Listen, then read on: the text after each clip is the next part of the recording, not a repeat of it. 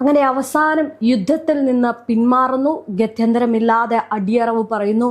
ആകെ ദയനീയ അവസ്ഥയാണ് ഇപ്പോൾ ട്രംപിനുള്ളത്. നമുക്കറിയാം, ഫെബ്രുവരി 28-ന് സംയുക്തമായിട്ട് നടത്തിയ ആക്രമണത്തിൽ ഹോർമുസ് കടലിടുക്ക് വരെ ഇപ്പോൾ അടഞ്ഞു കിടക്കുന്ന ഒരു അവസ്ഥയിൽ ഇനി എല്ലാം കൈവിട്ടു പോയി. ഇനി വേറെ യാതൊരു വഴിയുമില്ല, അടിയറവ് പറയാല്ലാതെ വേറെ മാർഗമില്ല എന്ന് ട്രംപ് മനസ്സിലാക്കിയിരിക്കുന്നു. ഇപ്പോൾ ട്രംപ് ഇറാന് മുന്നിൽ വഴങ്ങിയിരിക്കുകയാണ്. അതുപോലെ തന്നെ വലിയ രീതിയിലുള്ള ഒരു ദയനീയ പതനമാണ് ഇപ്പോൾ അമേരിക്ക അല്ലെങ്കിൽ ഇറാനിൽ നിന്ന് നമുക്ക് കാണാൻ കഴിയുന്നത്. എന്തായാലും ഗൾഫ് മേഖലയ്ക്ക് ഇതൊരു സമാധാനമാണ്. അവിടെ നമുക്കറിയാം, മലയാളികളടക്കം നിരവധി പ്രവാസികൾ അവിടെ ഉണ്ട്. അപ്പോൾ അവർക്കൊക്കെ സമാധാനം പകരുന്ന ഒരു വാർത്തയാണ് വരുന്നത്. അതായത് ഈ പറയുന്ന അമേരിക്ക യുദ്ധത്തിൽ നിന്ന് പിന്മാറുന്നു, യുദ്ധത്തിൽ അടിയറവ് പറയുന്നു. കഴിഞ്ഞ ദിവസം നമുക്കറിയാം, സ്റ്റേറ്റ് സെക്രട്ടറി ഒക്കെ വന്ന് പറഞ്ഞിരുന്നു, ഈ ഒരു യുദ്ധത്തിൽ ഞങ്ങൾ എപ്പിക് ഫ്യൂറി എന്ന് പറഞ്ഞ് തുടങ്ങി ഈ ഒരു യുദ്ധത്തിൽ നിന്ന് ഞങ്ങൾ പിന്മാറുകയാണ് എന്ന് പറഞ്ഞ് മണിക്കൂറുകൾക്ക് ശേഷം ട്രംപ് വന്ന് പറയുന്നുണ്ട്, ഞങ്ങൾ ഈ ഒരു യുദ്ധത്തിൽ നിന്ന് പിന്മാറുകയാണെന്ന്. അങ്ങനെ ആകെ മൊത്തത്തിൽ ഒരു പതനമാണ് അമേരിക്കയുടെ കാണാൻ സാധിക്കുന്നത്. നമുക്കറിയാം, ഈ അടുത്ത് പോലും പ്രൊജക്ട് ഫ്രീഡം എന്ന് പറഞ്ഞിട്ട് വലിയ രീതിയിലുള്ള ഒരു നീക്കം അമേരിക്ക നടത്തിയിരുന്നു. ഇപ്പോൾ അതും പിൻവലിക്കുന്നു എന്നുള്ള വാർത്തകളാണ് വരുന്നത്. ആകെ മൊത്തത്തിൽ ട്രംപിന്റെ മാനസിക നിലയും തെറ്റി ട്രംപ് ആകെ നശിച്ചുകൊണ്ടിരിക്കുകയാണ്. അത്രയേറെ പ്രഹരമാണ് ഇപ്പോൾ ഇറാന്റെ പക്കൽ നിന്ന് അമേരിക്കയ്ക്ക് ഉണ്ടായിട്ടുള്ളത്. അതുകൊണ്ട് തന്നെ ഇനി മുന്നോട്ട് പോകാൻ കഴിയില്ല, ഇനി പിടിച്ചു നിൽക്കാൻ കഴിയില്ല. എങ്ങനെയെങ്കിലും യുദ്ധം അവസാനിപ്പിക്കണം, അതിനൊരു മാർഗം കണ്ടേ പറ്റൂ എന്ന് കരുതി ട്രംപ് ഇതിൽ നിന്ന് പിന്മാറുന്ന വാർത്തകളാണ് വരുന്നത്. എന്തായാലും നമുക്കറിയാം, ഹോർമുസ് വളരെ നിർണായകമാണ്. അവിടെ 2000-ലധികം കപ്പലുകൾ കുടുങ്ങിക്കിടക്കുകയാണ്. ഇത് ഗൾഫ് ഈ ഒരു കപ്പലുകളെ ആശ്രയിച്ചാണ് ജീവിക്കുന്നത്. ഗൾഫ് മാത്രമല്ല, നമ്മൾ ഇന്ത്യ ഉൾപ്പെടെയുള്ള കഴിഞ്ഞ ദിവസങ്ങളിലൊക്കെ ഹർത്താൽ വന്നത് നമ്മൾ കണ്ടതാണ്.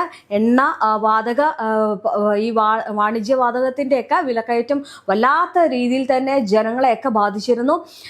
അതുകൊണ്ട് തന്നെ വലിയ രീതിയിലുള്ളൊരു പ്രതിസന്ധി ഉണ്ടാകുകയാണ്. അപ്പോൾ ഈ ഗൾഫ് മേഖല അതുപോലെ തന്നെ വലിയ രീതിയിലുള്ള സമ്മർദ്ദം അമേരിക്കയ്ക്ക് മുന്നിൽ ചെലുത്തുന്നുണ്ട്. അതുകൊണ്ടാണ് ഇപ്പോൾ ഈ ഒരു അടിയറവ് പറയുന്നത്. നമുക്കറിയാം, ഫെബ്രുവരി 28-ന് ആണ് യുദ്ധം നടക്കുന്നത്. പിന്നീട് യുദ്ധത്തിന്റെ ഭാഗമായിട്ട് ഇറാൻ ഒരു കളി കളിക്കുന്നു. ഇറാൻ പോയി ഹോർമുസ് അടയ്ക്കുന്നു. ഒരിക്കൽ പോലും ഇറാൻ ഹോർമുസിലേക്ക് കയറുമെന്ന് അമേരിക്കയും ഇസ്രയേലും ചിന്തിച്ചില്ല. യുദ്ധം ചെയ്ത് തന്നെ തീർക്കുമെന്നാണ് കരുതിയത്.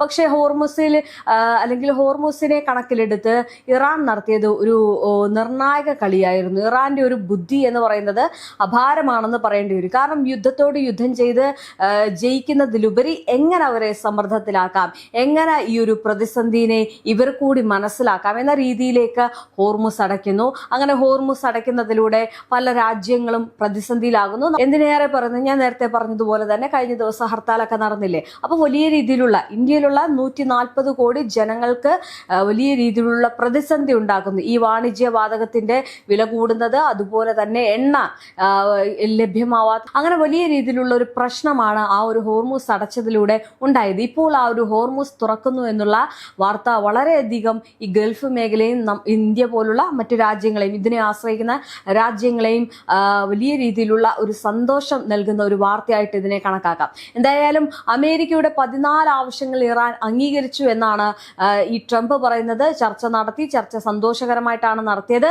ചർച്ചയിൽ ഇറാൻ ഞങ്ങളുടെ 14 ആവശ്യങ്ങളും അംഗീകരിച്ചു എന്ന് ട്രംപ് പറയുമ്പോഴും ഇറാൻ അക്കാര്യം തള്ളിക്കളഞ്ഞുകൊണ്ട് രംഗത്തെത്തിയിട്ടുണ്ട്. ഞങ്ങൾ അങ്ങനെ ഈ പറയുന്ന അമേരിക്കയുടെ 14 ആവശ്യങ്ങളൊന്നും ഞങ്ങൾ അംഗീകരിച്ചിട്ടില്ല, പക്ഷേ ചില കാര്യങ്ങളിൽ വിട്ടുവീഴ്ച നടത്തിയിട്ടുണ്ട് എന്നുള്ളത്. എന്തായാലും ഈ പ്രധാന വ്യവസ്ഥകൾ, അമേരിക്കയുടെ വ്യവസ്ഥകൾ എന്ന് പറയുന്നത് ആണവ പദ്ധതികൾ മരവിപ്പിക്കുക, ഹോർമുസ് കടലിടുക്ക് കപ്പൽ ഗതാഗതത്തിനായിട്ട് തുറന്നു കൊടുക്കുക തുടങ്ങിയ ആവശ്യങ്ങളാണ് അമേരിക്കയും പ്രധാനമായിട്ട് മുന്നോട്ട് വെച്ചത്. പകരമായിട്ട് ഇറാനെതിരെയുള്ള ഉപരോധങ്ങൾ പിൻവലിക്കുന്നതും മരവിപ്പിച്ച ഫണ്ടുകൾ വിട്ടു നൽകുന്നതും പരിഗണനയിലാണ് എന്ന് അമേരിക്കയും പറയുന്നുണ്ട്. അങ്ങനെ ഒരു സമവായത്തിലേക്ക് എത്തുന്ന രീതിയിലേക്കാണ് ഇപ്പോൾ കാര്യങ്ങൾ പോയിക്കൊണ്ടിരിക്കുന്നത്.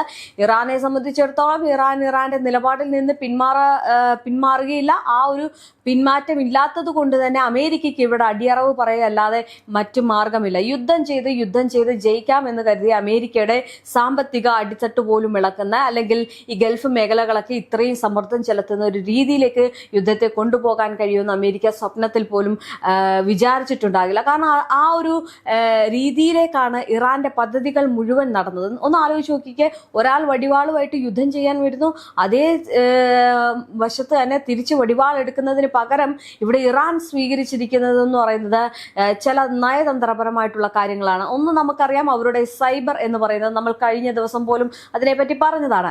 രണ്ടാമത്തേത് എന്ന് പറയുന്നത് അവരുടെ ഇത്തരം രീതികളാണ്. അതായത് ഒരു രാജ്യത്തിന്റെ അല്ലെങ്കിൽ ഒരു രാജ്യത്തെ എങ്ങനെ സമ്മർദ്ദത്തിലാക്കാം എന്ന്, അത് യുദ്ധം ചെയ്യാതെ എങ്ങനെ അതിനെ നേരിടാം എന്നുള്ളതാണ് ഈ ഹോർമുസ് കടലിടുക്കിൽ ഇറാൻ ചെയ്തൊരു പ്രവൃത്തി എന്ന് പറയുന്നത്.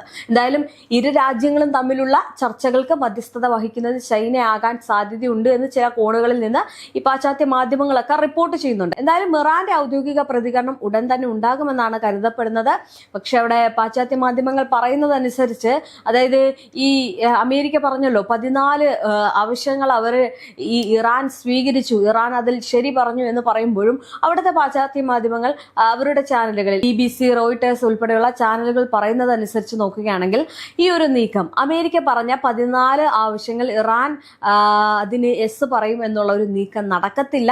മാത്രവുമല്ല, ഇപ്പോൾ അമേരിക്കയ്ക്ക് ഈ ഒരു യുദ്ധത്തിൽ പിടിച്ചു നിൽക്കാൻ പറ്റുന്നില്ല. ഇറാൻ പറയുന്നതിനോട് വഴങ്ങുകയല്ലാതെ മറ്റ് മാർഗമില്ല എന്നതാണ്. കാരണം ഇറാന്റെ നിലപാടിൽ ഇറാൻ ഉറച്ചു നിൽക്കുന്നിടത്തോളം കാലം അമേരിക്കയ്ക്ക് വീണ്ടും ഉപരോധം അല്ലെങ്കിൽ ഈ സമ്മർദ്ദം വളരെയധികം കൂടുതലാകും. കാരണം ഞാൻ നേരത്തെ പറഞ്ഞതുപോലെ തന്നെ UAE ഉൾപ്പെടെയുള്ള ഗൾഫ് രാജ്യങ്ങൾ വലിയ രീതിയിലുള്ള സമ്മർദ്ദം ഇപ്പോൾ തന്നെ ചെലുത്തുന്നുണ്ട്. കാരണം അവര് ഒരു ആവശ്യവുമില്ലാതെ ഈ ഒരു യുദ്ധത്തിൽ അവർക്കുണ്ടായ നഷ്ടം വലിയ രീതിയിൽ തന്നെയാണ്. അതിന്റെ നഷ്ടപരിഹാരങ്ങളൊക്കെ ട്രംപിനോട് ചോദിക്കുന്ന ഒരു സാഹചര്യമൊക്കെ ഉണ്ടാകുന്നുണ്ട്.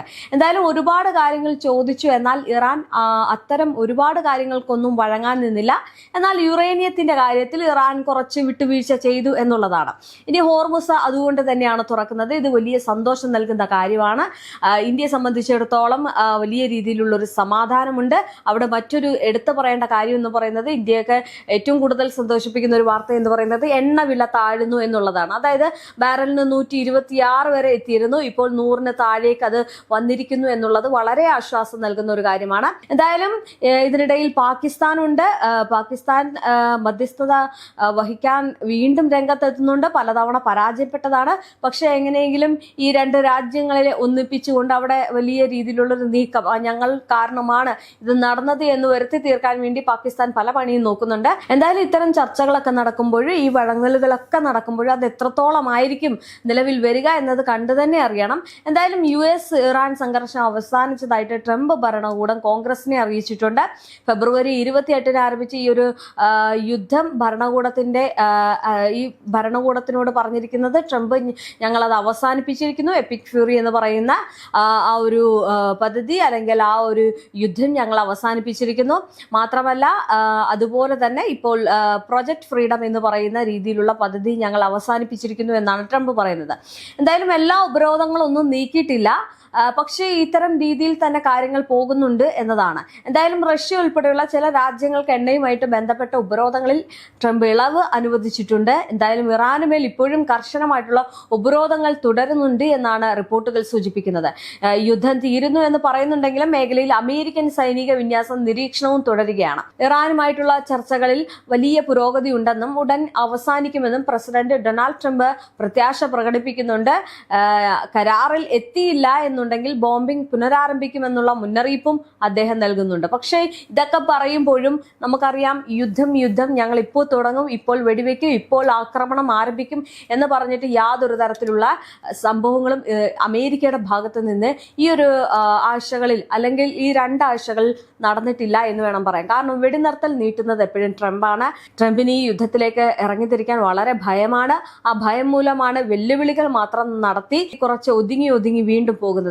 ഒന്ന് ആലോചിച്ച് നോക്കിക്കൂ, എത്ര തവണയാണ് ട്രംപ് ഇറാനെ തകർക്കും, ഇറാനെ പിടിച്ചെടുക്കും, ഇറാനെ ഇപ്പോൾ ഞങ്ങൾ ഇല്ലാതാക്കും, ഈ ഭൂമിയിൽ നിന്ന് തന്നെ, ഭൂപടത്തിൽ നിന്ന് തന്നെ ഞങ്ങൾ തുടച്ചു മാറ്റും എന്ന് പറയുമ്പോഴും അങ്ങോട്ടേക്ക് ഒരു പേരിന് പോലും ഒരു മിസൈൽ പോകുന്നില്ല എന്നതാണ് ഏറ്റവും വലിയ ശ്രദ്ധേയമായിട്ടുള്ള കാര്യം. കാരണം ഹോർമുസിലൊക്കെ ഉപരോധം ഏർപ്പെടുത്തി വലിയ സന്നാഹത്തെയൊക്കെ കൊണ്ടു നിർത്തി. ആ സന്നാഹത്തിന്റെ മുൻപിലൂടെയാണ് ഇറാന്റെ കപ്പലുകൾ അതുവഴി കടന്നു വന്നത്, ചൈനയുടെ കപ്പലുകൾ കടന്നു വന്നു, റഷ്യയുടെ കപ്പലുകൾ കടന്നു വന്നു. അങ്ങനെ ആകെ മൊത്തത്തിൽ ഇവരെ പുല്ലുവില കാണുന്ന രീതിയിലായിരുന്നു ഹോർമുസിലെ നീക്കങ്ങൾ എന്ന് പറയുന്നത്. ഇനി മറ്റൊരു കാര്യം കൂടി പറയാനുണ്ട്. ഇപ്പോൾ ഗൾഫ് മേഖല അല്ലെങ്കിൽ UAE പോലുള്ള രാജ്യങ്ങൾ ആകെ മൊത്തത്തിൽ സാമ്പത്തിക പ്രതിസന്ധി നേരിടുന്നുണ്ട്. അവിടെ പട്ടിണി ഉണ്ടാകാൻ സാധ്യത കൂടുതലാണ്.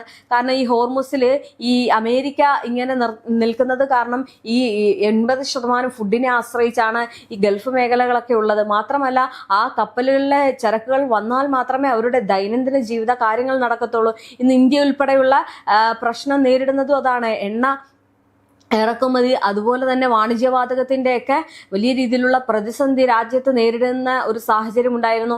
മാത്രമല്ല ഗാർഹിക സിലിണ്ടർ പോലും ഒരു സമയത്ത് ഒട്ടും ഇപ്പോഴും നിലവിലും അങ്ങനെ എല്ലായിടത്തും കിട്ടുന്നില്ല എന്നതാണ് മറ്റൊരു കാര്യം. അപ്പോൾ അങ്ങനെ ആകെ മൊത്തത്തിൽ പ്രതിസന്ധിയിലായിരിക്കുന്ന സമയത്ത് ട്രംപിന് ഇതിൽ നിന്ന് വഴങ്ങി ഈ ഒരു യുദ്ധം അവസാനിപ്പിക്കുക അല്ലാതെ മറ്റു മാർഗമില്ല എന്ന് നല്ല രീതിയിൽ അറിയാം.